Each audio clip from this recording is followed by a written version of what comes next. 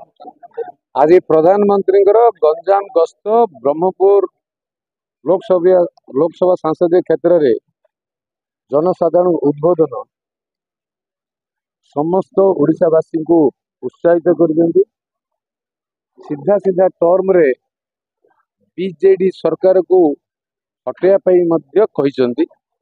आशीर्वाद भी मागी डबल इंजिन सरकार पाई आह्वान भी देइचंती। ओडिशा रे एक गोटे थर अनुरोध करिसेंती जे ओडिशावासी गोटे थर डबल इंजिन सरकार करंतु ओडिशा को मोदी ग्यारंटी देबे 5 वर्ष रे श्रेष्ठ राज्य हबो ए कथा भी कहिसेंती। आजिर मोदी प्राइम मिनिस्टर जो भाषण रे संपूर्ण भावे जो कथा आमे आगुरु कहूतलु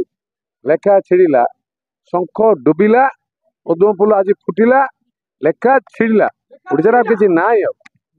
ओडिशा रे नुआ ओडिशा गढ़ा हम ओडिशावासी आगु बढ़े सेटा गुप्त कथा कहीं कहूने पदा कौन बसिले कथा सब कथा पदारे कह उड़ीसा के नौजवानों में प्रतिभा की कोई कमी नहीं है। मैंने तो देखा है, मैं तो गुजरात का रहने वाला हूँ